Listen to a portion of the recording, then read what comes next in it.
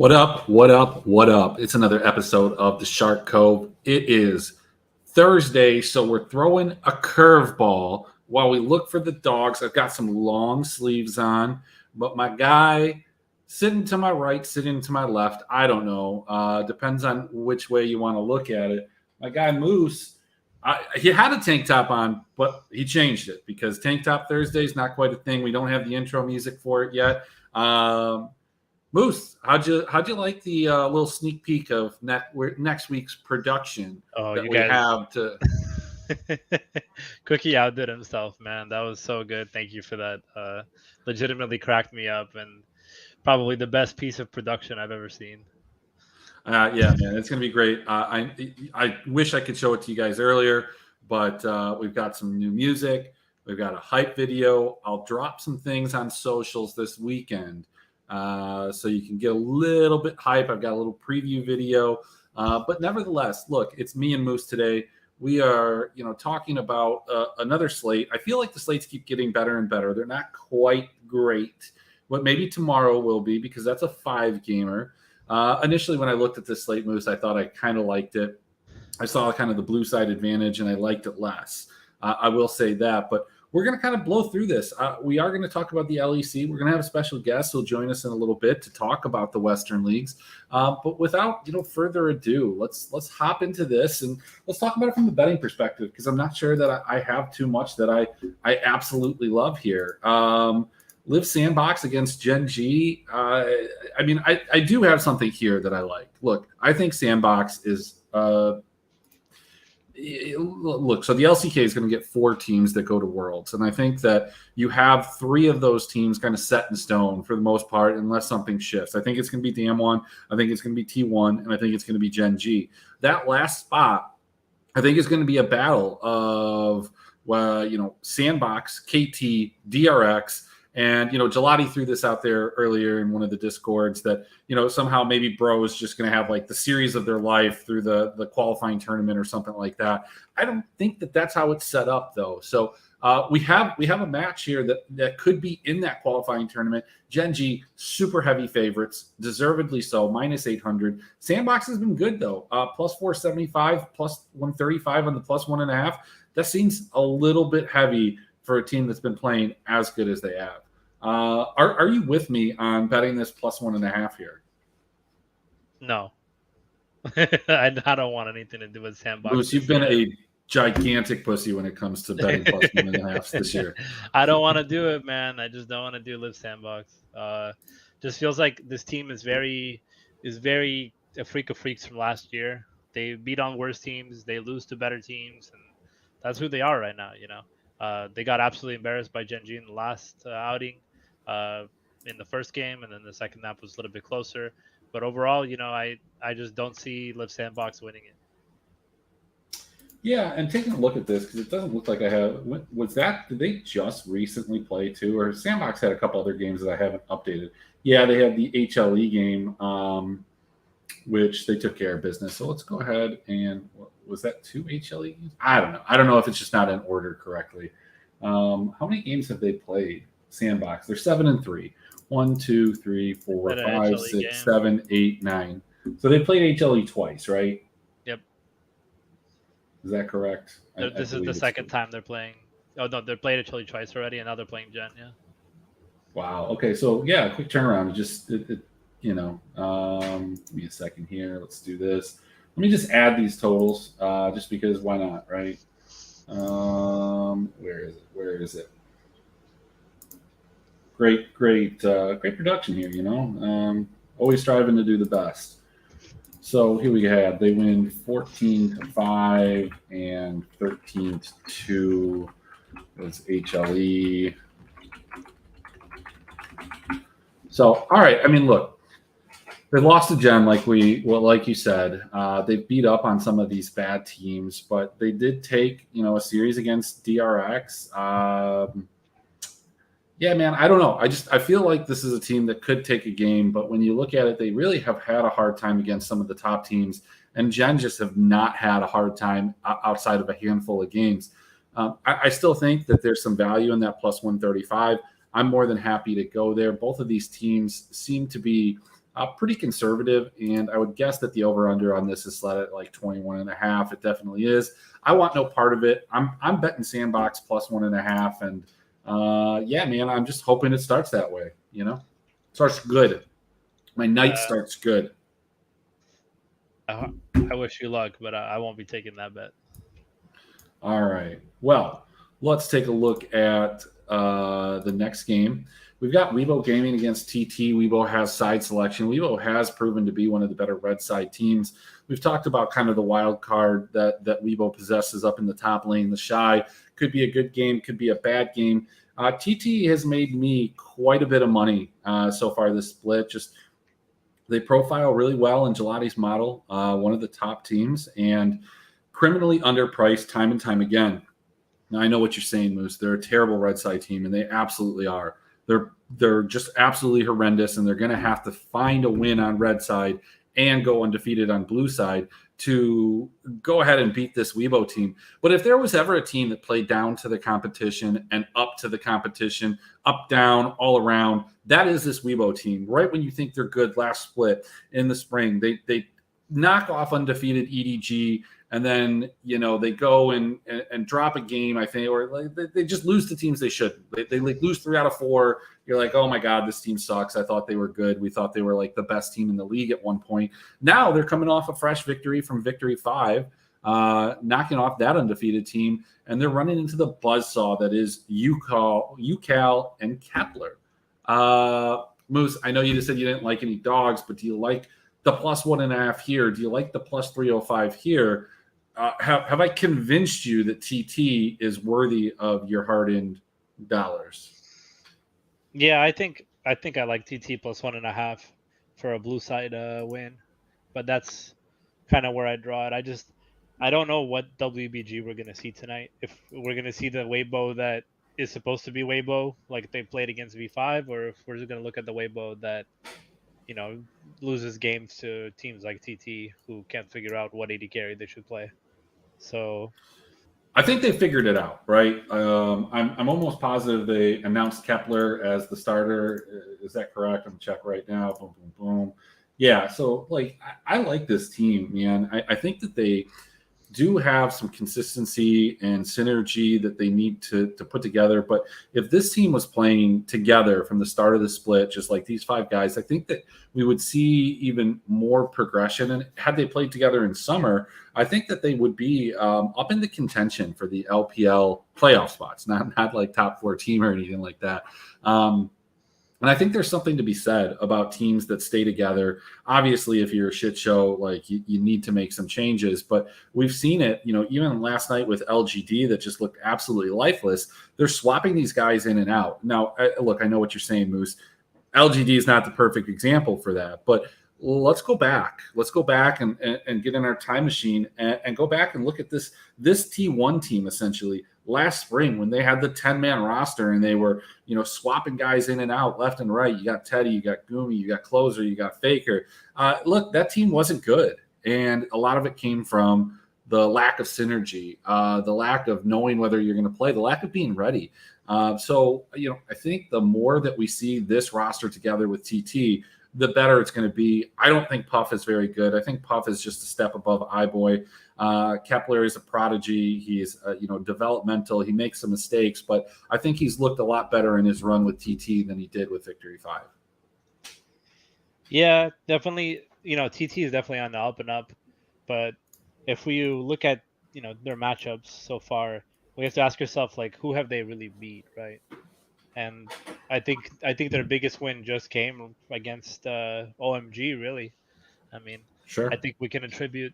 Sure, we can say BLG is another decent team that they've beaten, but other than that, it just feels like this is a team that's going to challenge mid-range teams, and I would rather look Weibo's way than I would TT's in this case. But uh, I think Weibo do play red side pretty well, and in this case, it might be just TT running into competition that is a step up from what they're used to. I hope not, but I'm gonna eat the plus 1.5 because the odds are too good. But we'll see.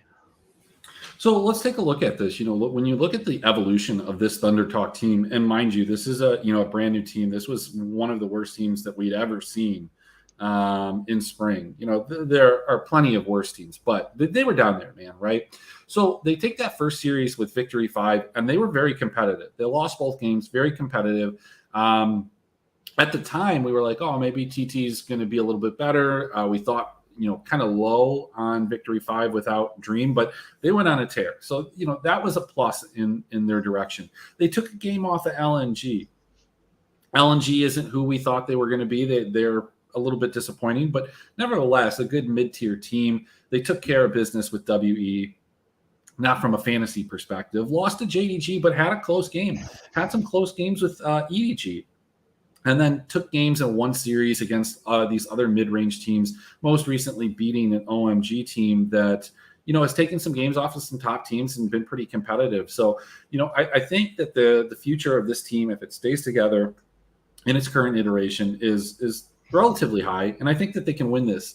When we look at Weibo, and we're talking about a team that, I think kind of plays down to their competition, they're apparently over on this part of my screen right here. This is a Weibo team that dropped, just keep this in mind, Moose. They dropped a game to IG. They dropped a game to WE. They dropped a game to RA.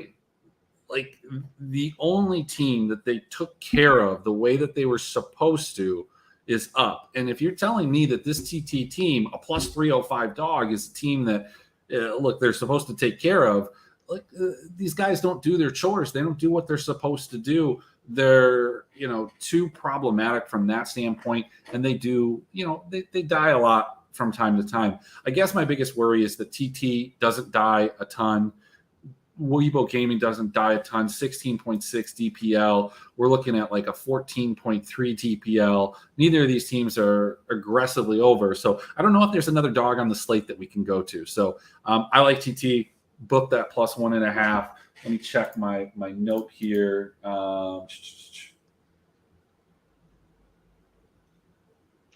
Okay. All right.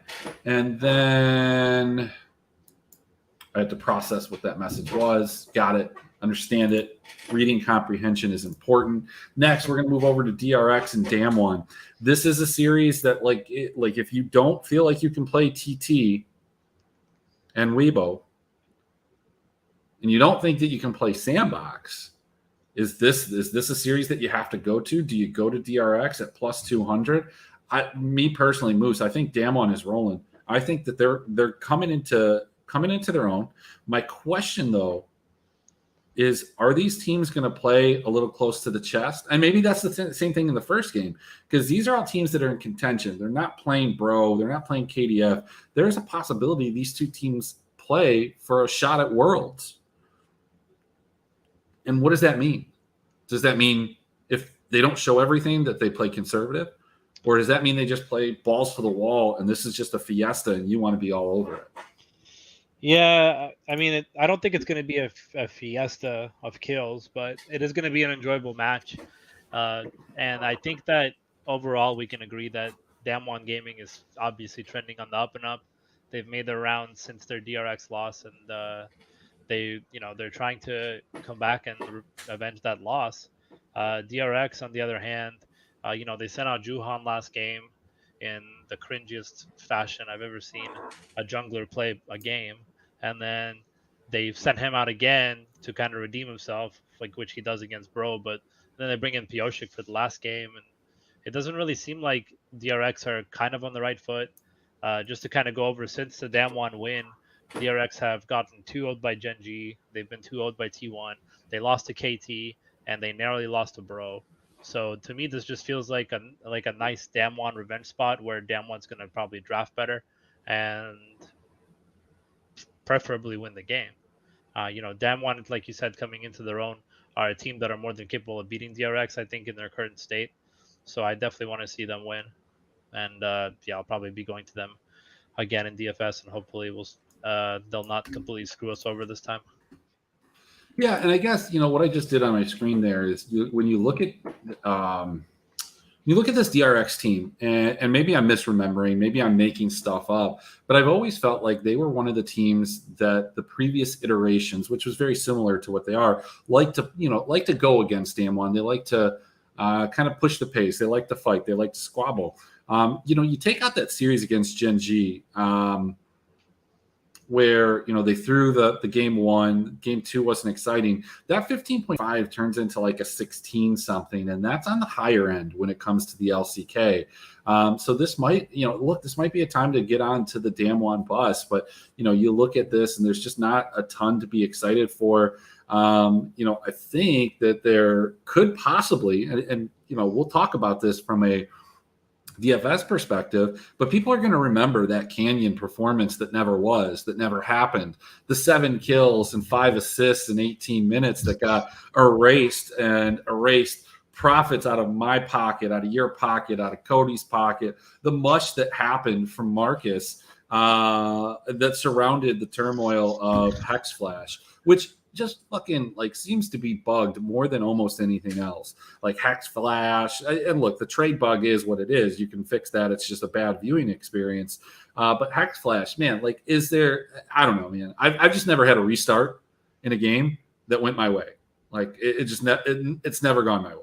So little salty about that. But from a betting perspective, do you have any interest on a plus 200 or minus 155, or do you just want to take the Damwon plus 120 and think that they're going to sweep this away? I mean, I'd lean the plus 120. Getting plus odds on Damwon sweeping, I think makes more sense.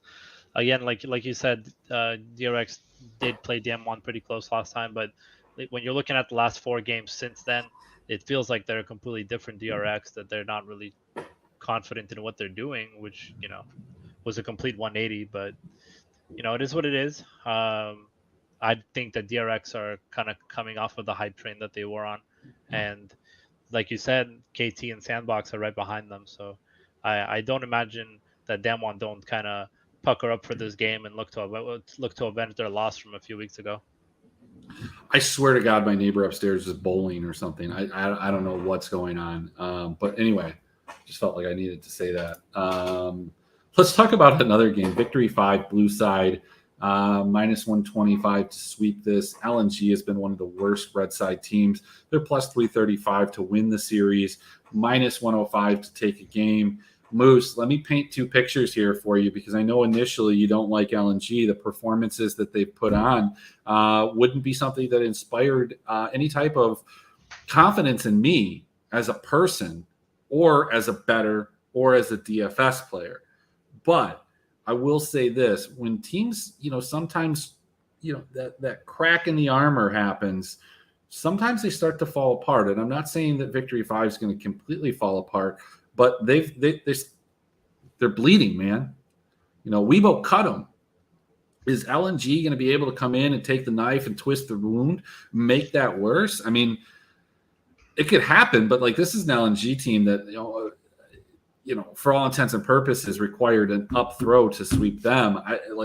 Can they be the team to puncture them? We just saw Singularity plus 800 dog beat JDXL for the second time this split, a loss for JDXL. Victory 5 is like the LPL's JDXL, and LNG is a much better counterpart to them, a much better opponent than Singularity was to JDXL.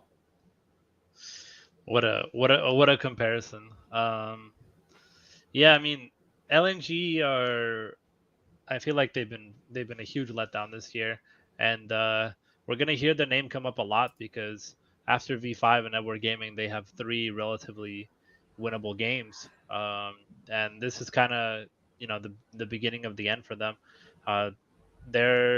They came in as a team that was very overhyped and was looking to be like a top 4 team in the LPL, but they've been 2-0 by Top Esports. They lost to JDG, they lost to RNG, they lost to FPX. You got to start asking yourself what's going on in the top lane and what's going on with this team, because with the talent that they have on the team, they should be winning a lot more games, and they're not. I don't necessarily know their record, but they're playing bad teams close. They're losing to teams that were considered worse than them, and now they're going up against V5. And the only silver lining they get is that V5 is sending out Jalambo instead of Karsa, which I don't really feel like makes a difference in this matchup. Yeah, and speaking of suspect top laners, let me bring on our guest, who is the fan of a team that is filled with suspect top laners, filled with a lot of suspect players, quite frankly, but was able to pull off a win today in the LFL. That's none other than the guy that has nothing but biased takes. We've got Josh. What's going on? What's going on, J Rob? What's up? What's up, fellas? Josh, Happy to will be you be back on the Shark Cove, swimming with the welcome sharks. back? I'm just a little guppy over here, but I'll try to survive the sharking from Emmerich and Moose here. Yeah, man. Well, hey, we're finishing up the LPL here, at least from a betting perspective. I know I brought you on to talk LEC, to talk LCS. We could talk LFL, but I don't think people would watch. Do you have anything? Do you have any interest in any of these games from the LPL? Any input before we go to the DFS part of that? No, I just want to echo, I think, what Moose was saying, and just, I mean, I do wish LNG was a little bit more like punch uppy this year. There's something wrong with them. I think Vince in the Discord that he thinks it's communication. I mean, it's hard to say, right? Like, it was a talented team, and they're just not putting the results out there. And I've been looking to fade these top LPL teams all over the place if I can, and I would love to do it in this spot. But I just, man, LNG just they seem to be drawing so dead against anyone with real talent. Yeah, and they've just been so bad on red side. They were able to beat up, but like up just continually was diving like the mid tower. Panda comes and has the most telegraphed Gnar. It was actually his Gnar was one of the worst Gnars that I think I've ever seen until I watched Concept today from the Golden Guardians Academy go like 111 and 11, building complete damage with no tank on the team. It was a terrible game. I was upset. It was a great game to watch if you bet the over, but they don't offer that shit anymore. Anyway, let's take a look. Moose, where are we going for cash? Today in cash, you can really get anything you want because the LCK teams are priced low and the LPL teams are priced high. My suggestion would be to go for V5 and to pair them up with you can pair them up with Jen or Damwon, or you can even Weibo if you want to fit some weird pieces in there. Well, let's take a look. Let's see what we get. Let's see what feels good. We get a little Xiaolongbao with Rich, who's absolutely probably gonna just abuse Panda C. You got Peanut, who hasn't done a lot. I mean, I guess the thing for me is if you're playing Gen G, you kind of want to play Ruler, right? Like Ruler's been like the only dude scoring points that'll win you fantasy games. So if you have to play Peanut, you're kind of relying on a ceiling outcome. And the floor, like let's just say it, like the floor is lava, and we're not talking the mid laner from Bro. It's just not some place that you want to be standing because it's super low. So we're at 570. I mean, it is what it is. But you said let's go take a look at Weibo. You're getting a top lane. You could probably go with a Xiaolongbao captain. I would assume that you can. Yeah, that's not gonna cut it. You're gonna have to with Weibo. You can do Jen or Damwon, and that'll probably give you something a little bit more presentable. The cool part is you could kind of split the difference. You could play V5 with Damwon. You could play Weibo with Jen. Just pick your two low-scoring teams. I mean, that feels a lot better, doesn't it? Yeah, but Nuguri has been I don't know how to describe him other than just a can. He's just been canning it up in the top lane. Feels like this entire the top lane kingdom tonight is not very good. You got Rich, Doran, Nuguri, and the Shy. And Josh, you gotta guide me on this one. Is the Shy gonna give us 50 tonight or 90?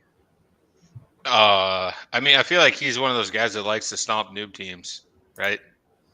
Like he's gonna be a guy. I don't know. At least to me, it seems like recently he's been a guy that kind of pops off against bad teams, and he's like kind of against good teams. So I think against CT it's definitely a spot where he could. But I was gonna ask you guys I haven't played Cash in DFS in forever, but is there still even an edge in in playing an LCK team just because they tend to play these slower games with more objectives, or is that edge kind of dissipated a bit? Oh, there's a huge edge now Yeah. because, well, it's not so much that it's the edge in playing an LCK team. It's the fact that the game has slowed down so much that the LPL teams aren't outscoring them to the point where you have to get LPL involved. Oh, I mean like the team slot though, like in the actual team position. Oh, Oh yeah, no, everybody does it. everybody Okay. does it now. Gotcha. I mean, look, even in winner take alls, I'm seeing that people are playing, 3-man, especially when the pricing has been tight this week. Yesterday, I was astonished that there was like no FPX. Wilson played AL, but nobody played FPX. It was like EDG T1 with like a KT one off or whatever the case was. Nobody wanted parts of the game that looked like it was going to be the most volatile. Didn't end up being the highest scoring, but my FPX 4-stack, I mean, it absolutely crushed it in winner take alls because, well, like T1 lost the game and then got 10 kills and 2 wins, Yeah, I don't know, man. I don't know where I would go with Cash. Cash to me tonight, I mean, looking at the teams here, I feel like you would want Weibo with 1, and then I think you just kind of go off feel based on the other 3. Because I think I have 4 pretty big favorites, but I think like if you go like Weibo, Damwon, I'm sure you can probably get like jungler mid captain maybe, or you can get double carries. Weibo. Oh, really? Yeah. I mean, Cash is way too easy. Yeah, I mean that feels really strong to me, right? I mean, to me, that seems like all over. And like you said, if you don't want Nuggery, it's totally fine there. I think to swap, Showmaker in over Angel and then swap out Nuggery for the Shy. I would think. Yeah, no, Angel hasn't been a bastion of fantasy points since like the first week. I guess the only problem and hesitation that I have playing Weibo is Gelati's article's not out, but I'd venture to guess that his model has TT as the favorite here. Really? Huh. The favorite? So, yes. The favorite of what? His model probably favors TT based on performance. In what galaxy? Based on all of the metrics and performances. And we've seen it like that was the case that I was making. So like my point there though is twofold. If you're playing just like straight odds, then yeah, you can definitely play Weibo. And if you just want to make that rule, because I know some people that play cash play that rule, you just play the 2 biggest favorites that you can, and you just make it a system and you roll with it. There are going to be days like possibly today or when TT played IG or when TT played OMG, that it just doesn't work out for you. You know what I'm saying? And you live with that. But you can also utilize that as an edge, knowing that TT is probably not going to find their way into many lineups in winner take alls, and they're not going to find their way into many heads up lineups. And if you believe in that model and you believe in this team and you believe that they've put it together, or maybe you just don't believe in the Shy and you don't believe in Weibo, you have a huge edge there. And look, you don't even have to play TT to do it. Like that gives you extra leverage. But if you fade Weibo and they lose, hopefully you can pick winners better than your opponents. But the other side of it is that TT does have a 14 death per loss in the LPL. And Weibo, we've seen them, 10 and 12 kill wins when you think that they're going to absolutely blow up. And I think that there's still a huge bias that people think TT is like the spring version, which in of itself wasn't a high death per loss team either. So I would much rather go to one of the other games and see what I can do with Victory 5. And I don't have a problem with Xiao and Bao captains. The dude just absolutely fucks. I think the reason that he's playing is because he's fucking harder than Karsa in scrims, and just he's a fantasy point guy, man. So I like it. I don't have a problem playing Nuguri. That's just kind of it is what it is, man. You can dog on Summit, you can dog on everybody from the last slate, but they all sucked.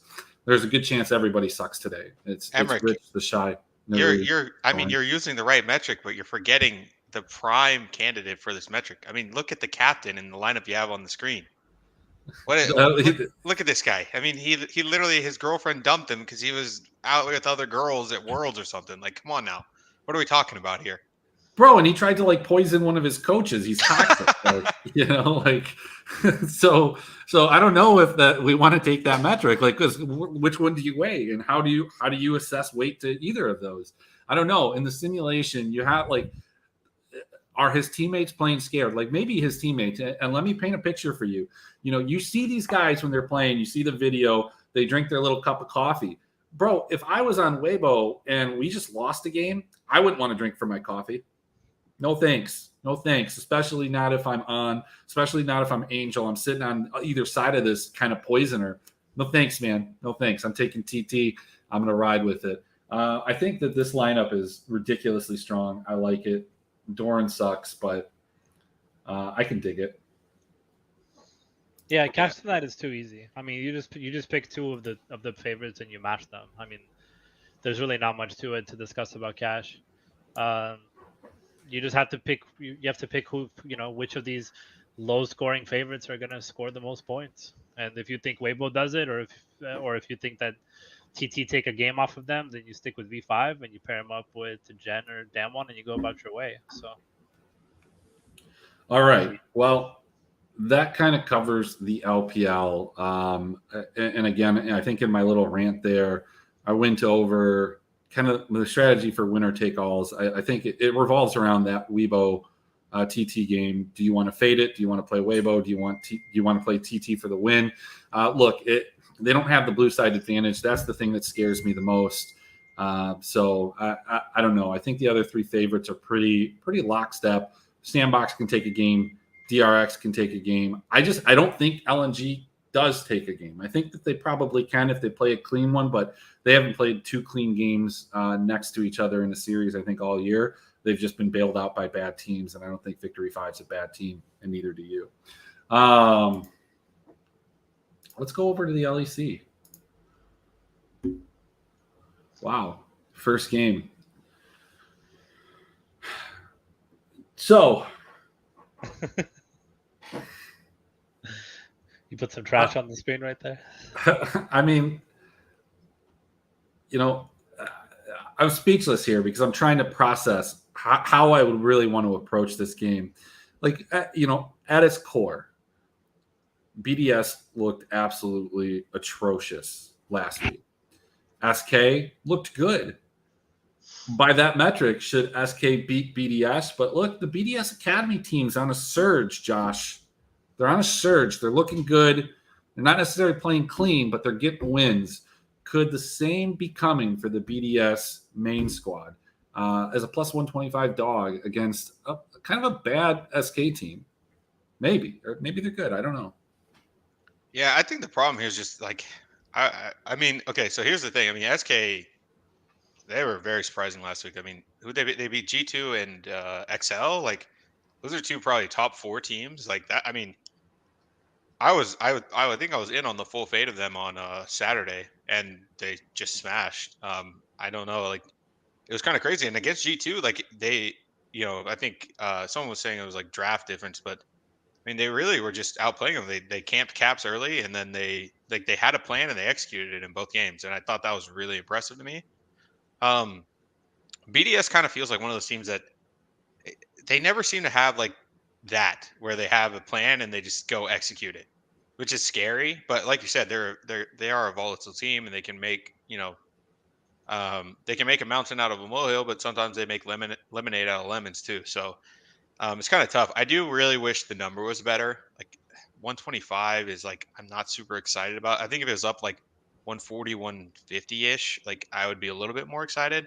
I don't know how you feel about that, but that number just like this game almost looks like a stay away for me in terms of a betting perspective. And then I don't think in DFS I'd really want to play it either, honestly. Yeah, I totally agree with you. I think BDS at like a plus 150 is an absolute smash. At plus 125, I don't know if you're getting the value out of it. I mean, we'll look through the slate. Sometimes like those that are like right there on the edge for me, I kind of just evaluate how much I have going on the rest of the card. And if I can't find a lot of other spots that I like, and I don't have a lot of money on that particular slate, yeah, then I'll go ahead and do it. If I feel like I've overexposed myself and I've got enough action, then I don't want to press those type of games, I guess. I think we talked about it earlier. That was what the Vitality B versus Carmine Corp felt like to me. Is I had like 15 units in play over the couple of the leagues, and that one, like, it felt like all right. If I had like 5 or 6 units, I might have taken that one. But like that's the same way I feel about this. I think BDS. Kind of counterpoint. I think they do come in with plans sometimes, but their plan stops at like 10 minutes and they just can't transition it into a 15, 20 full game. We've seen them come out and surprise teams and execute on like an excellent early game. Not last week, but it happens. And then they just fall apart. So. Yeah, very fair, very fair. Moose, do you have anything to add here? I think you play BDS and DFS because nobody likes them. Yeah, I don't hate that idea at all. I mean, you're going to get probably 3 to 5% ownership on them. People just fucking hate them, man. Yeah. Like nobody likes them. Like they don't have to. Moose, as somebody that's played them a lot, I can tell you why people fucking hate them. Because I've played them a lot based on that same logic, and it's just I'm not going to go down that rabbit hole. If Kevin's watching or Kevin watches, he knows exactly what I'm talking about. I talk about it all the time. I'm putting it I'm moving past it. I'm putting it in the past. I'm locking it up. It's compartmentalized. Let's talk about this next game. Misfits bounce back after a really rough start, and this is a team that is quite the opposite of XL, and that is what worries me from a Misfits perspective in this game. So XL had a bad weekend. After looking like one of the best teams in the LEC, they go ahead and majorly disappoint. But XL, even dating back to spring, this iteration of XL has been really good in the early game. A lot of their success has come from early game leads and then being able to hold those leads, at least at the beginning of the split and towards the end of the last one, and not throwing them like they did at the beginning of spring with Advian at the support. Whereas Misfits, I don't know, man. Are they taking up the mantle for the Mad Lions? Like, this team will fall behind and find a way to win. It's not like they hard outscale every single time. They just find a way to do it. They're comfortable in that position. And I think they like to play that way. I don't think they like to play as much from the lead. I don't think they're as good. I think that's going to be a problem, and I don't know if they're going to be able to do it against XL. What do you think, Josh? Yeah, it's interesting just pulling up the stats when you're saying that. If you look at goal differential at 15 in their wins, XL's top of the league at over 3K, whereas Misfits is bottom of the league at negative 620. They have 5 wins, and their average goal differential at 15 is negative 620. Like, how that's just makes no sense, right? Like, that's one of those things you got to think it's not sustainable, right? But I mean, man, they do seem to do it, and they're kind of trending the opposite ways after last week, right? Because Misfits, I think, beat Fnatic in G2, and XL lost to we just talked about SK, and then I think they beat BDS. But it does seem like a good game. I think these numbers are about right. I would actually probably make it like even minus 115s at this point. Probably a game you're going to want exposure to. I don't know if you want to split exposure to it in GPPs or just take a hard stance. I would assume both teams end up being reasonably owned, although I haven't looked at pricing yet. But I think either side is reasonable here. I don't have the KPL DPL KPW DPL in front of me, but both these teams seem to kind of be reasonably high octane. Going into last week, this isn't updated with last week, I don't think, and maybe it only has. Yeah, this is through 3 weeks. So Misfits have been one of the teams that gives up just an absolute shit ton of deaths. And XL, I mean, they're middle of the pack, and they have obviously 17 per win, which is it's fine. Misfits in wins is a little bit stronger, right? They're 19. Yeah. So yeah, I mean, either way, like 17 or 19, on average, both those are going to be scores that are good in the West for the teams for the most part.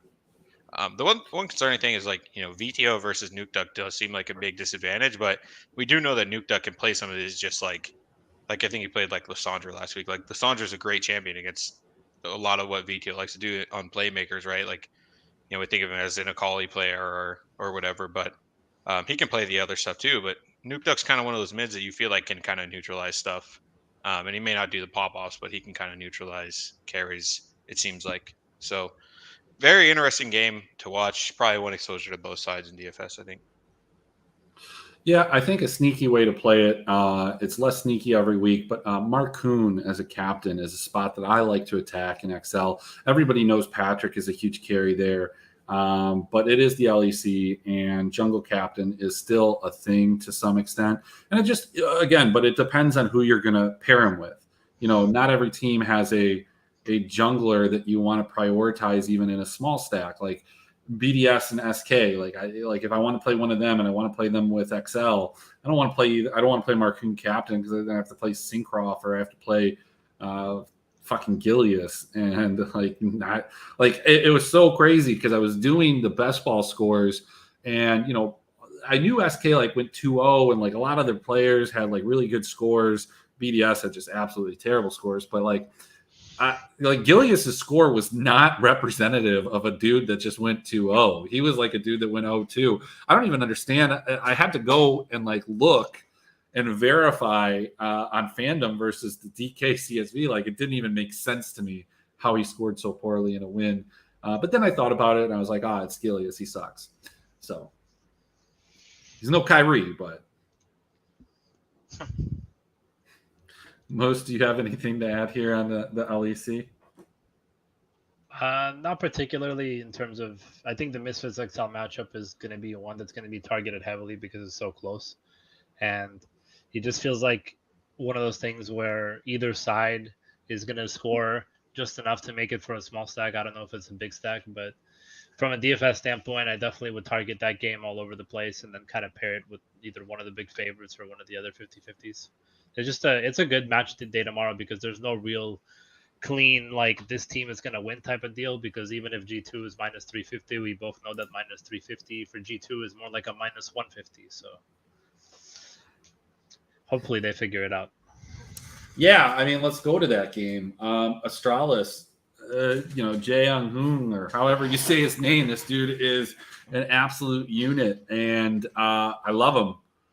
I think you smash Astralis at plus 255. You don't really think about it too much. That being said, G2 has fallen and failed at these minus 190 odds, and I fully them to succeed here. But from a betting standpoint, just seeing that they've been susceptible to these upsets, the number that you're getting, the fact that it's a best of one, I think you have to play Astralis. Yeah, I'm in total agreement there. G2 0-4 in their last 4. What's more concerning about G2 is, they had the 0-2 week before the break, and you're like, all right, whatever, this is a good team. They're going to bounce back, week of preparation, come back out and just get punched in the face by 2 bad teams, patently bad teams, or not, I guess not bad, but teams that they should be better than is really how I should say that. They shouldn't have lost these 4 games. The odds of winning these, losing all 4 of these games the way that they did, they should have picked up one of them. I think that's the point.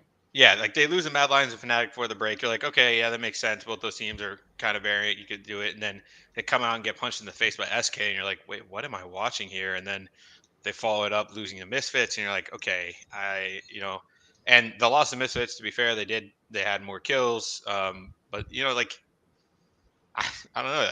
At some point you got to start to question these teams. They can't just keep doing this. So I'm totally down with Astralis as a dog here, both on the slate and in a betting perspective. I'm totally fine with that 255 number. They've shown some punch up ability, and like you said, Jonghoon has been really, really impressive from the support position. And I think G2's bot lane they're just in a tough spot, right? Because this is a team that wants to be top side centric, and they want their bot lane to be able to play weak side and then still have an impact. But it's just tough right now. I mean, right now, you could argue that wow, I'm blanking on the ADC's name. Flacket. Yeah, Flacket. You could argue Flacket's been their best player this split, and they're not really playing around him yet. So it's kind of tough. But yeah, I'm totally down with Strauss as a dog here. So let me paint this picture though, because maybe there was a MSI hangover, but maybe they got a little hair of the dog. They drank a beer in the morning. The hangover took a little longer to manifest itself. Maybe they were feeling the burnout, but they were just able to like go through it. They took that week off, and maybe they didn't practice a lot. Maybe they just needed the time off, so they came out flat. I think Vulcan kind of talked about it in the LCS that they didn't play a lot. They went and visited places and stuff like that. And they came out and they played fine. But maybe that's the case for G2. And maybe, getting back into the structure of playing week to week is going to be something that's good for them. I wish it was a spot where I felt like people would be leery of them in DFS at least. Like, look, from a betting standpoint, plus 255, you just have to take it, right? There's absolutely no reason to avoid it. But from a DFS standpoint, I still think that people are going to go to G2. They just are fantastic when they do win. Astralis being able to kind of punch up and give them a fight almost makes them more attractive to play. And I think G2 is still going to, I don't know. I still think that people are going to play G2. We'll take a look at pricing. I think that's the only thing that can hinder them is that they're going to probably be expensive.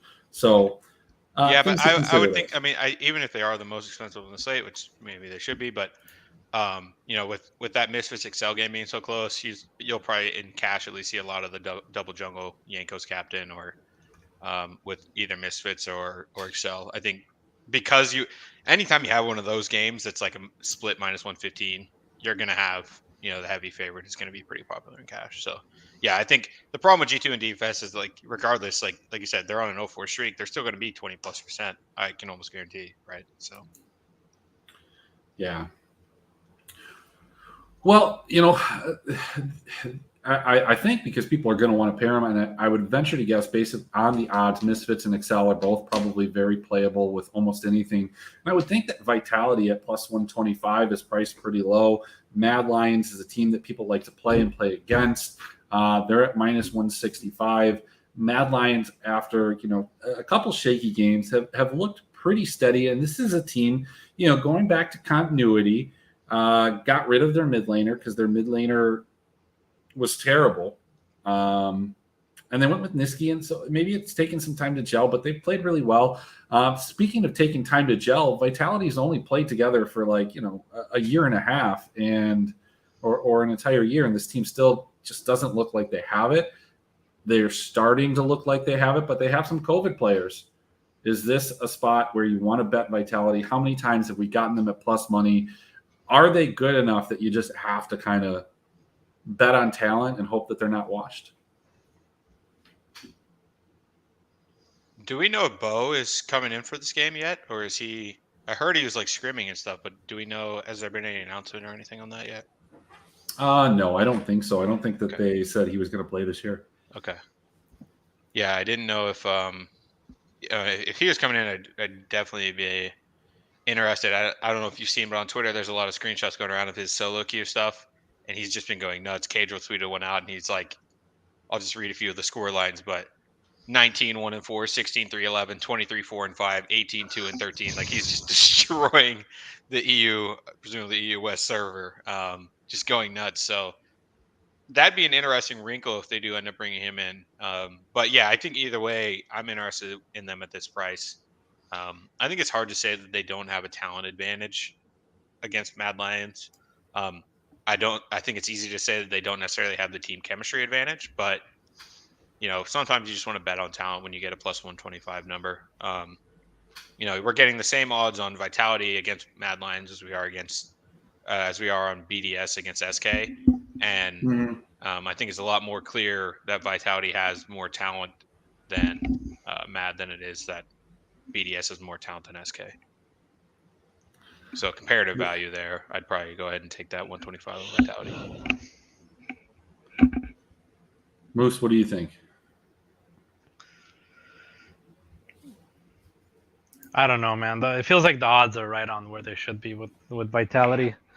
I just wish they were a better team, but they're never going to live up to their expectations. So they're just always going to be that like mid-range team that tries to figure it out. Hopefully they get Bo in, and that maybe changes something. But I think Mad Lions are just way too good right now. Yeah, a big problem for Vitality, like just looking ahead, moving into playoffs and whatnot, is the Gangplank nerf. So it's not here yet. but yeah, I think you just take the Vitality plus 125. I don't go heavy. I don't feel good. I think some of these things you just have to almost systematically bet. Speaking of that, like, when it comes to the LEC as a whole, sometimes I feel like it's all a trap. I've just everything's a trap, and everything that I think I know, I don't know from week to week. And I think I know that Rogue should be a smash at 155. They've just looked so much better than a team that kind of looks discombobulated and relies on upset to completely carry. And I don't think he can do that all the time. Rogue has a couple different pieces. Comp has looked great. Larson's been good. Malrang's a G. Odo's good. Trimby's good. I can't say the same thing about everybody on Fnatic every given week. Plus 120. I mean, I don't know. We just said Vitality at plus 125. We take that, but I feel like Rogue should probably. Right now, Rogue is the best team in the LEC. At minus 155, it feels like a steal. Yeah, I'm in agreement there. I think honestly, you can point out a lot of big problems with every team in the LEC right now. And most of that's due to volatility. It's not, like I said, it's not necessarily due to a lack of talent, especially when we're talking G2, Vitality, Fnatic. But these teams right now are just not putting it together, and Rogue seemingly is. And we know Rogue's a really, really good regular season team. They're I like them a lot at minus 155 here. I think that's a great spot. And there's not going to say that's a slam dunk because we do know Fnatic has the ability to make games muddy, messy, and do things. But man, Rogue have just looked pretty clean for the most part. I'm definitely in on them at minus 155 against a Fnatic team that's been kind of all over the place for me. Yeah, just absolutely summarize. Astralis plus 255 smash spot. You heard it here first. We're in agreement. All three panelists, Astralis plus 255. End clip.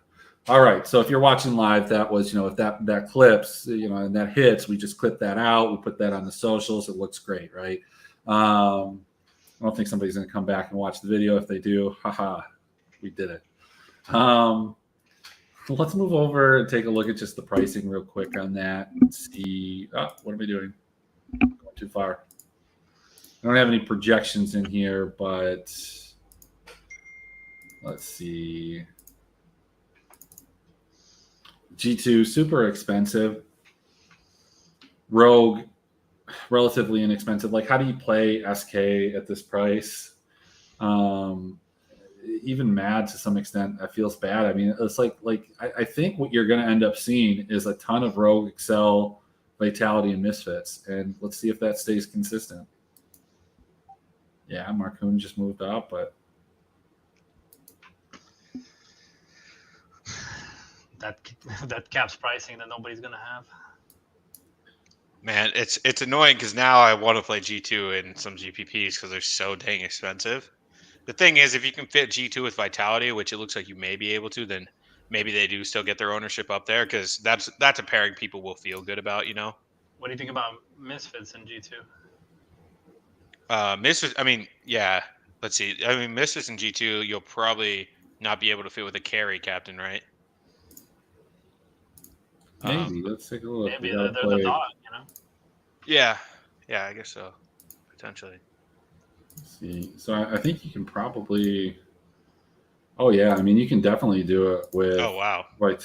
That's. I mean, okay. So that tells me G2s are going to be owned, right? I mean, that lineup alone tells you that because people love to play G2 and Vitality, I think, in general, and B, people love to play perks and caps by themselves. So, I mean, I think they're going to be owned in GPP. So maybe I'm not as interested as I thought I would be because I do think Vitality. I mean, what would we say? They were plus 125. Like, they're just kind of underpriced for that betting price a little bit.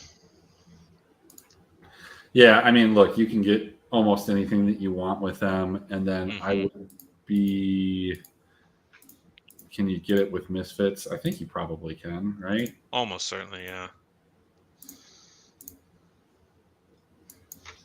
So what you could probably do though is you do something like Theo. Yeah. Where'd Yankos go? Oh, well, yeah. Give me a second here. Oh, You could do something like that. yep. Mm-hmm. And you could do some iteration of that. People don't like playing that as much. I don't have a problem doing those type of lineups because you will see dupes. Obviously, it's going to happen, but you're going to see less of them versus like where it's just the clean 4-3 because people don't like doing that. And I honestly think that if you're playing this is how you do it. Actually, you do Irrelevant, who is irrelevant half the time, but has had some good games. Yankos, who certainly can score well, because when people are playing G2, they want to get Broken Blade in there. Rightfully so. He's had some big games. I want to too. But like when you're playing G2, like just psychologically, I think the two people that you always try and fit in are Caps and Broken Blade. And so if you leave one of them out, I think you're just going to have less replicas of people making that same lineup.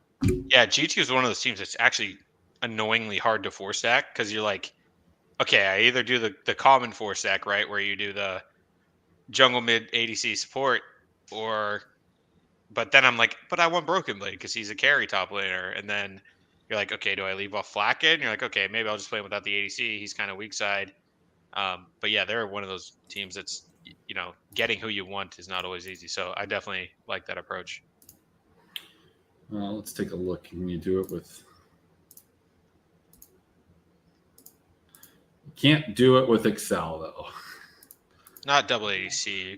Maybe do mid though. Nuke Duck's usually really lower priced as well.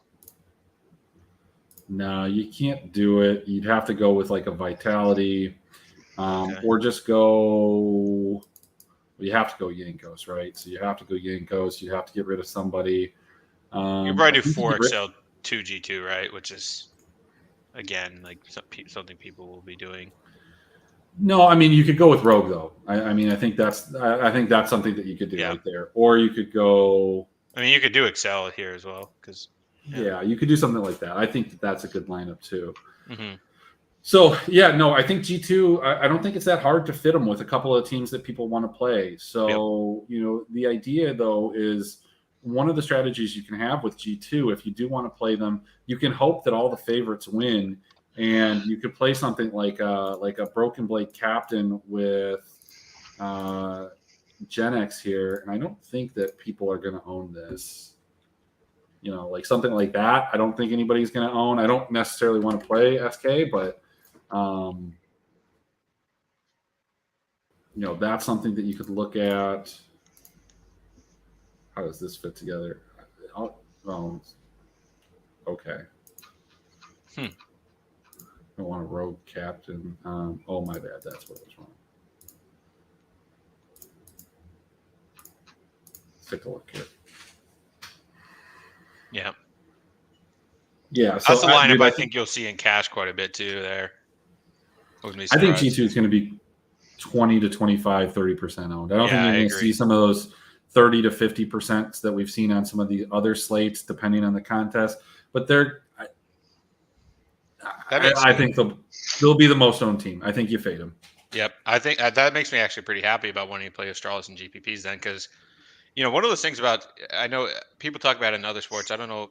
People don't necessarily talk about it as much in League because salary is kind of fake in League because you're always just stacking two teams. But honestly, when you do get in these situations where you're only spending 44,000, just like any other sport, like it's just going to be lower owned. So when you're using an Astralis, who's presumably the lowest price team on the slate because G2 is the highest, you're going to be able to pair them with almost anybody and you're going to be unique. I would expect Astralis to come in at 5% max, right? I mean, I don't know if you guys think they might come in higher, but if you get Astralis, you can get anyone you want, and ideally you want them to be a somewhat unique stack with it. But you can get kind of anything you want, I would assume, with Astralis. And if you're going to get them at low ownership, like we said, we all love them at plus 255. I think that's really, really a good spot to attack in GPPs if you're knowing G2 is going to be 25-30%. For the most part. Yeah, and I think like a Kobe captain, like the one that I have here, I think you can do this. I love this kind of build right here. And then you can go ahead and attack a bunch of different teams on there. You've got unlimited money. You can throw absolutely an SK, you can throw an XL. I mean, I love throwing XL there. Again, we talked about the early game prowess of XL versus the early game woes of Misfits. XL's probably going to get, two of the first two Drake, one of them, maybe both. They're going to get first blood. And, they're just a team that I think is going to get some of those extra points that other teams don't have. I think you can play this even a little bit different and go with a XL. I guess you could like Vizisachi. And then and the other thing I was going to say, just because I know you're a Marcoon fanboy, but I mean, Excel leads the league in first blood rate, and that's another shout out to Marcoon. And first blood's one of those things that you may not always think about with team scoring, but every little point matters, right? In these games, when we're talking about team scoring, like you'll see teams win with like 19 points, you'll see teams win with 30 points. And first blood's one of those things that allow you to get up onto that upper echelon. So if you were talking about Excel, they're presumably going to get first blood, probably going to get first herald, probably going to get the heralds, which means first tower, a lot of towers, things of those nature. They also lead the league in Drake rate, so a lot of reasons to like Excel team slot as a splash in with any of your 4-3s you're doing. Yeah, when you look at this, I mean, 78% first blood. That's with wins and losses. Yeah, 100%. I mean, Jesus. The BDS has one win, win, right. One win. That's just absurd. The only thing is, then this is surprising to me that Misfits is at 80%. But again, some of those early game, and that's in wins. I don't know. Maybe that's a situation. Like if XL can get the first blood, it's bad for Misfits. Misfits have a hard time getting the first tower, and that's where the game snowballs. If you get in the first tower, you're probably getting the Herald. You probably control at the Baron. There's just a lot that goes into that. So I like that play. Yeah, I mean that's all I got. Moose, do you have anything on the LEC? I know it's not your favorite league.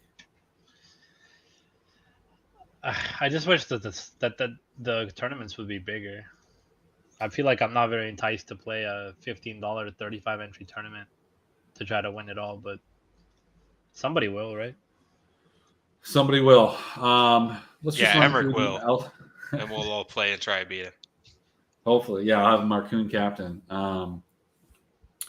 LCS, let's just run through this quick. We're coming on the end of the hour here. Dignitas versus Cloud9. Dignitas plus 185, Cloud9 minus 240. I don't think that I want any part of this. I'll probably look at spreads. I'll look at over-unders.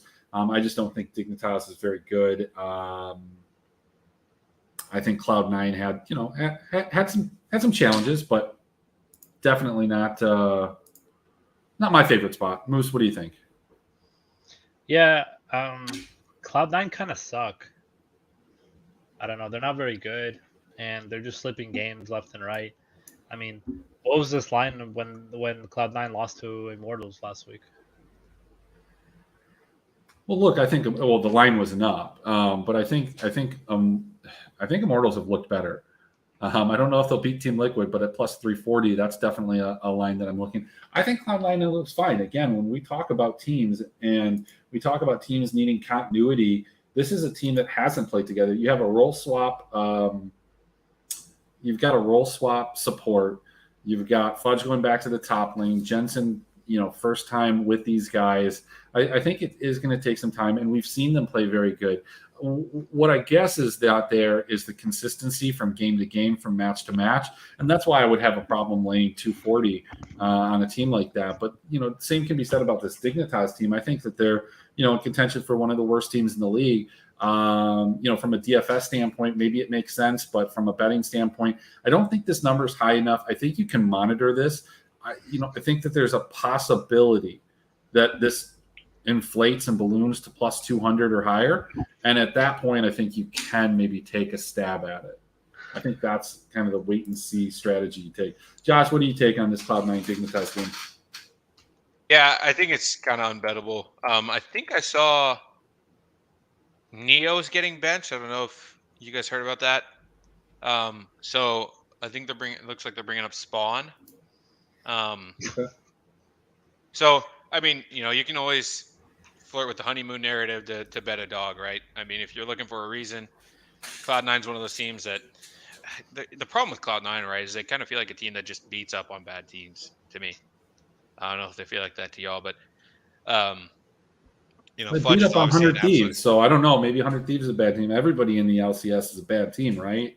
Well, except for EG, but yeah. Right.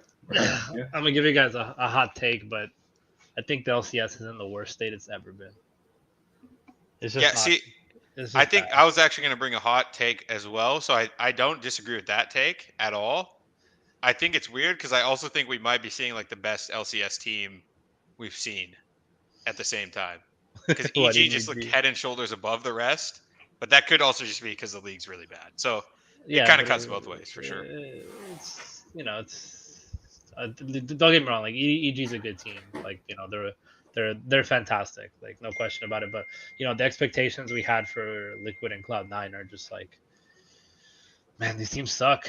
yeah, you're They're not just wrong. not good teams, man. You're not wrong. Yeah, I mean, yeah. Go ahead. no, you go ahead. Just feels like it's. I don't know. Just the LCS is just so bad right now. I don't know what it is about it, but it just doesn't feel like any team other than EG really has a grip on their game, and that kind of you could kind of venture that into a minus 500 favorite on an LCS slate.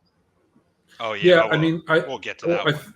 Yeah, let's get to that one. Final thought on this. I think if Dignitas goes to plus 200 or higher, that's a possibility that you could take it just on principle alone. But how many times have these call-ups actually produced any type of positive result for teams in the LCS specifically? I mean, you can think of Arrow coming up. You can think of contracts coming up on EG. That was probably one of the more successful ones. I'm thinking Chad, I think it was for Immortals. The only time that I felt like it was something that worked was when the whole flag, the entire team came up. Yeah. But we've seen that not work too. I think it's going to be dependent on matchups because remember when the 100 Thieves Academy team with Luger that was killing it came up, they just got wrecked. So I don't know if Spawn's going to do that for them. And I still think that, one of the key components is who are the best players in this game. And it's Fudge, it's Berserker. They're just gapped at almost every single position with the exception maybe jungle. And River's not the type of jungle that is going to thrive in this meta right now. Yep. Totally in agreement. I will say just quickly that TSM's, you could say it worked last week. The call up of over tactical. Well, tactical sucks. Oh, yeah, that's true. It's taking a long time to figure that out. Let's talk about Tactical's old team Liquid minus 500 against Immortals plus 340. Holy crap, did Immortals look better? I mean, it wouldn't take much. They looked so bad to start. Had a much better, more continuity. The week off obviously did them good. Power of Evil didn't look like a bot. He wasn't trolling with his builds. Kenvi looked sad, still not allowed to carry, but whatever. He got some wins, and I think that's okay. Team Liquid, I've seen the chatter on Twitter. I don't know if you guys have, but Hans Sama taking a bunch of heat for his positioning, and people are going into the past and pulling all the situations and pinning almost everything, all these rogue time failures, where Hans Sama looked good in lane and, the team fell apart as a team fight. Revisionist maybe, but was Hans Sama the problem, and is he the problem here on Team Liquid? Yeah, interesting. Wow. I don't really ever blame an AD because kind of. Yeah, I've kind of always said ADs are the running backs of League of Legends, but there are times that ADs throw. I mean, Emmerich's told me many times when Crowny decides to E forward on Ezreal and die. And I've told Crowny about He's done it a lot this year too. But yeah, I mean, a lot of times, it comes down to a lot more than just the AD's positioning. He may not be getting the necessary peel. Maybe the communication of who they're going on wasn't correct. And with Hans specifically, I think he's been playing a reasonable amount of Callisto. It's like, how do you want him to position? He has to be right next to the guy to hit him. So, yeah, that's interesting.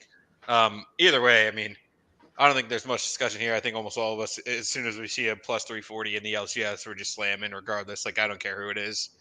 Like, again, like, this is like the situation where Emmerich just mentioned, like, we could bring up an academy team here and put them against Team Liquid, and I'd still probably fire on them at plus 340. So I'm definitely all over that. Team Liquid, you'll probably see pretty heavily owned in DFS, probably especially in cash games. But and don't get me wrong, they should win this game, but I think these numbers are just off. Yeah, I agree. TSM last week, had a good game. I think it was that they beat FlyQuest. As FlyQuest was riding high, people were talking about how great they were, how amazing this team was, and FlyQuest just got rocked by TSM. I don't think that this TSM team is very good, but I do think that they have components that are talented. I've come around on Spica. Maybe it's just an absence of everything else, but Spica and Maple are good. This 100 Thieves team is just like, bro, it's just like boiled chicken to me, man. Like, with no seasoning. They're like chicken and rice. They're bland. I don't like them. Sometimes you need to eat it. It's a good source of protein, but like, they have ugly jerseys. It's an annoying org. They're minus 230. They probably win here, and I don't know if I touch this. Agree with about everything you said there. I don't know. What do you guys think about Abadaga? Like, do you think it's been a success bringing him over to the LCS, or he's just been kind of underwhelming to me? But I don't know what you guys' thoughts are on him. Moose, do you want to go first? I'm okay with him. I don't think he's a problem. I don't think he's a problem, but I think that he has lacked consistency. But I don't ever think that he was like this consistent talent in the LEC. He was good at times. He wasn't on, the same type of profile or high profile teams. He's had moments in the LCS where he's been, very good, but he has been underwhelming, I think, the entirety of this year. And maybe it's complacency. Maybe it's just playing against North American talent. I think he has a girlfriend now. Maybe he doesn't get the upset wife buff. Like, I don't know. Maybe money changes people. Like, the guy got paid coming here. He did. They kind of feel like a team too. 100 Thieves at least. That's just kind of waiting for playoffs, and they kind of turn it on then. They know that they're like on the upper echelon. They'll make playoffs. So do they almost feel like kind of like EG in spring? EG really showed out in the lock-in, didn't really have the best spring, kind of was, fooling around, and then just turned it on. We've seen 100 Thieves do that too. I think that they want to get to Worlds. They think they can get to Worlds, but, there's going to be a team left out of, this LCS grouping, and 100 Thieves might be that team if they don't turn it on soon. I don't want to bet this. Yeah, I think it's unbettable.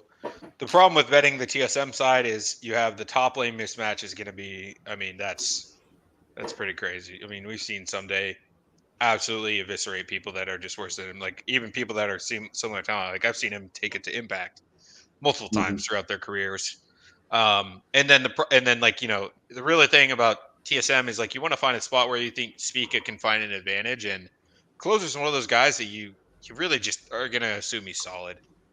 So betting the dog there, it just doesn't feel great. I wouldn't hate you if you fired on it, but and then touching anything over minus 200 in the LCS is kind of,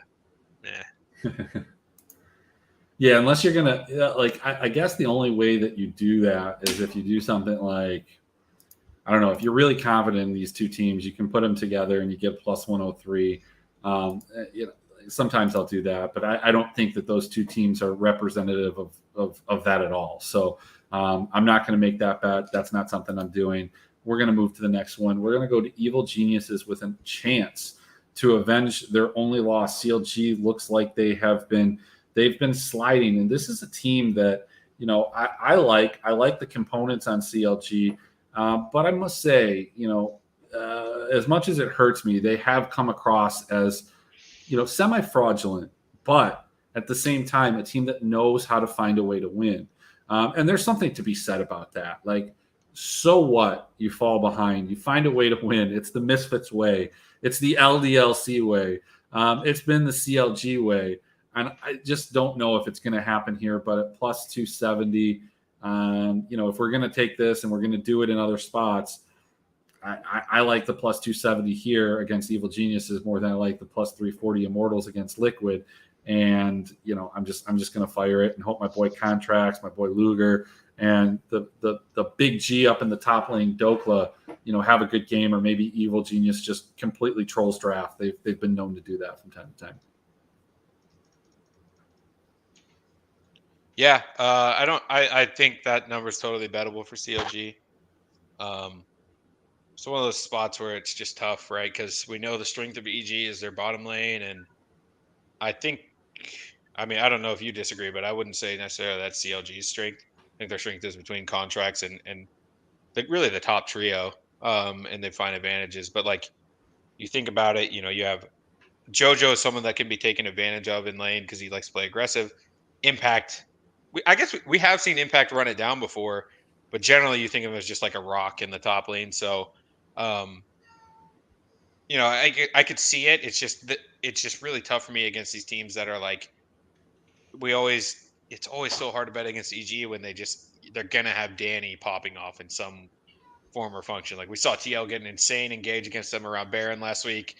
Looked like a totally winning fight, and then you just see Danny flying all over the screen, hitting WQs everywhere on Ezreal, Eing, flashing with the Yumi, and we've just seen him do it time and time again, and that's just a little bit concerning to me. I think Luger and Puma are a fine duo, probably in the top half of the league, but I think there's a quite big gap between Danny and Vulcan and Luger and Puma, so that's what scares me about them. But I think plus 270. I'd totally be down to bet that at plus 270, especially with what he considered with EG's drafting sometimes being sketchy, and like I just said, sometimes they do feed their faces off. So yeah, I think the one thing that you can do when you don't like some of these lines is go take a look at the kill spread. 8.5 doesn't seem like outrageous for an EG win. CLG has gotten manhandled at times and found a way to win, but if they didn't find that way back into the game, you can assume that their opponents probably would have built a bigger lead before they crushed the Nexus. So plus 8.5, minus 110, just off the top of my head, I think that's probably okay. I don't have LCS fully updated, but most EG wins up until last week we're in that area. So I guess it's tough, but I think EG averaging 16.3 kills per win and 7.6 deaths per loss. So that's 8.7 ish. So I think that 8.5 number that you said is about right. And I think it's totally fine at minus 120. Contracts led CLG is a team that you think could probably keep it close enough. Yeah, it's a revenge narrative too, going against EG's old team. I guess that can be said about half the teams in the LCS in one form or another. I guess the final part of it is, we talked about it earlier. Sometimes you bet a certain amount because you only have so much action. Like you might not be in love with a bet. It's like a borderline bet. That the problem sometimes that I have with the LCS is you're like, man, I could just get crushed. Like I have to bet Dignitas. They're at plus 225 and Immortals at plus 350. I have to bet TSM at plus 222 and CLG at plus 300 or whatever these things end up closing at tomorrow. But you know that you need one of them. That's it. You just need one and you'll come out. But there's a very good possibility because it's the LCS, not from a mathematical, but just from a like crush your soul probability standpoint, that all of them lose and you just get wiped. Yeah, I think what you just mentioned about the action on a slate, I think this next game would make it hard for me to want to pull on CLG there, just because I think this next game is an absolute smash spot betting wise. I think that you're going to go the same place that I would go. Moose, where would you go? FlyQuest minus 125, Golden Guardians minus 103. Gold Guardians, led by Stixay and Licorice. FlyQuest led by Phillip and Jose Dioto and Afro Moo and, just a ragtag bunch of guys on the Rift going against each other, playing some good old League of Legends to close the slate. Who are you? Who are you laying your hard-earned Ethereum on?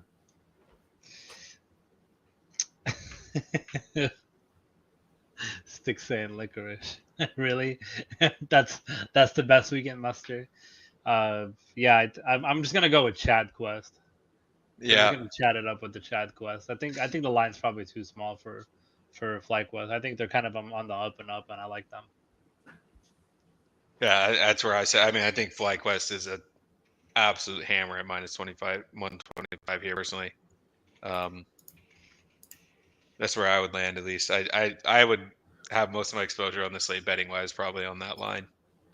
I agree with you, but by hammer, I would mean like 1.25 units. This is not a Yeah, place yeah. where I mean, it's LCS. like You I only would want to put like confidently 2 units total, right? So that's like I'll understandable. confidently put I'll click the button real hard and feel good about it, but like I'm not upping to 2 or 3 units on this. Like it's just FlyQuest is still a little suspect to me. I mean, 3 of these teams that we just talked about are going to make it to Worlds. I think FlyQuest is one that has a chance to do it, but at the end of the day, if they do, they're going to be in play-ins and they're just going to be absolutely demolished by like a Sandbox or just whoever comes out of the LPL as the 4th seed. Can you imagine this team playing like a JDG or like a Top Esports or so it was what Victory 5 Top Esports JDG or like an EDG. I don't know, man. Yeah, but Golden Guardians, that's not them. I think their path to victory always is, and we joke about this. It's not Stixay, who's been playing some other champions as they target banned him a couple weeks ago, but it is Licorice. Licorice is, it feels like 100% their win condition when he has a good game in the top lane, and it happens seemingly every other game. They're a 500 team. Yeah, like I think he's the win condition. Can you shut him down?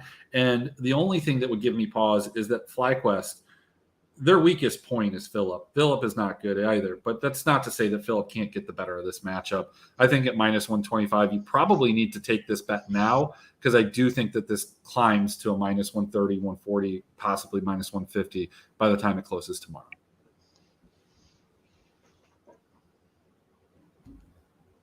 I'm totally in agreement there.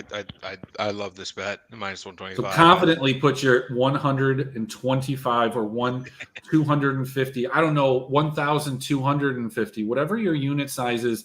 Your $25. I don't care. Just put it on them now if you want to go there. I'll be wearing FlyQuest jerseys all weekend.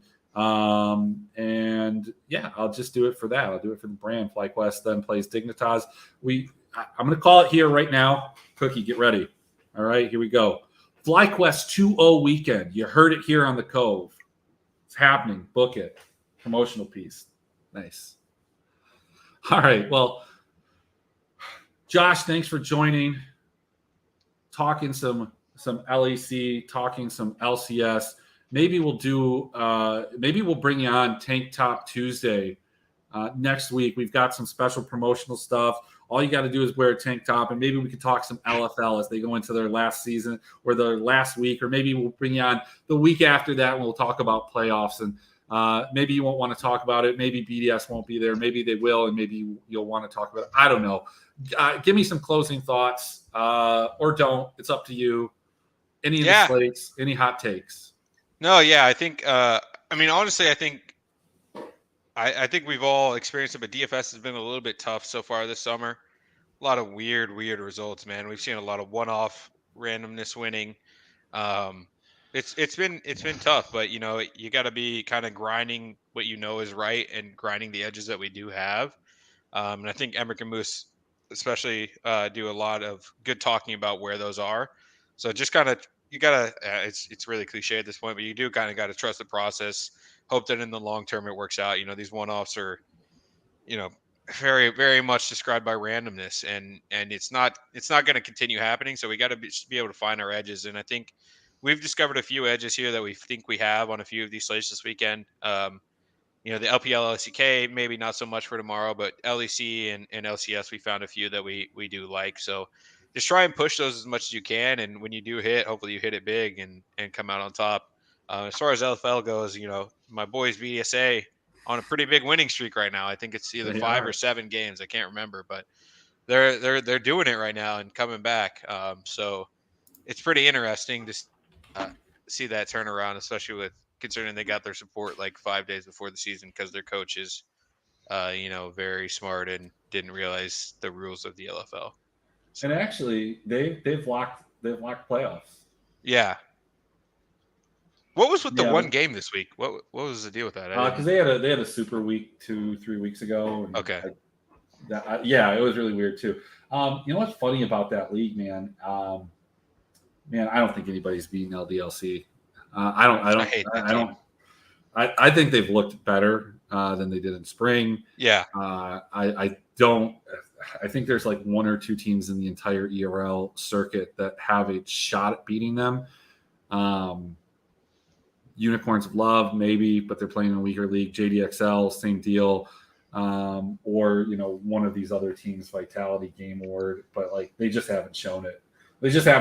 So I'm going to be betting LDLC heavy throughout the playoffs. Good. Now we know that we can actually safely bet against LDLC because Emmerich finally backing them. I'm finally backing them. I'm there. Moose, any final thoughts for Western slates, Eastern slates? Just any random thoughts that you have? Yeah, I'll be playing some LEC cash because I can't hit it. For some reason, I can't hit Asian cash like the broadside of a barn this week. So definitely gonna be playing some more cash in LEC. You guys miss Reckless at all? Is Reckless gonna make a comeback or what? I mean, I watch him 2 times a week, so I don't miss him at all. Is he any good or? Yeah, they're going through a tough time right now. They might not make playoffs. They need to. Who do they play this week? They play Misfits Premier, which is a huge game because both of those teams are tied for the last playoff spot. So I think the winner of that game is assured playoffs. BDSA can help them by beating GO, and if they beat GO, I think both of those teams make it. And then if they don't, Misfits end up playing OPL, which is like a guaranteed, and Casey's playing LDLC. So yeah, man, Reckless needs to show out against Misfits. They need to win that game, or BDS needs to win, because it's going to be tough. Because look, if I'm LDLC, I'm locked in, right? They're going to play with Vitality. That's a big game. They're probably not going to show anything. But how sweet would it be for LDLC in the final game of the season to be able to knock KC out of the playoffs after KC took, that EU Masters crown from them? Man, that's going to be some dramatic stuff. I can't wait. It's going to be absolutely. It's good. It's going to a lot of good games this weekend. It's going to be exciting to watch. All right, well, that's it. We will be back tomorrow. 5-game slate, 5-game Friday. And I think there was something with the whole Asian slate thing, Cookie. If you cut that and take it out of context, I think there's something the Moose said there that can be distorted and maybe even used as blackmail at some point. Josh, have you seen the song that we're gonna have on Tuesday? I haven't. No, Josh hasn't seen it. There's only 3 people that have seen it. Oh my we'll God. have a promotional video out later this weekend. Yes, so. Honestly, Josh, you might poop yourself, dude. It's so funny. Yeah, I don't know if I can come on Tank Top Tuesday. I don't want to get shown up too bad by Emmerich and Moose. Emmerich's been hitting the weight room lately. I bought a tank top for Tuesday, dude. I showed it to Emmerich today before the show. It doesn't cover any part of my chest. Oh man, there was a little nipple. We're gonna have to get a little nipple covers, maybe like really some... nipply. Yeah, I love that. We get to see the Moose all exposed. All right, we're ending the broadcast. We'll see you tomorrow, same time, same place, 9:00. If it changes, I'll throw it on the socials. Peace out. Be on the lookout.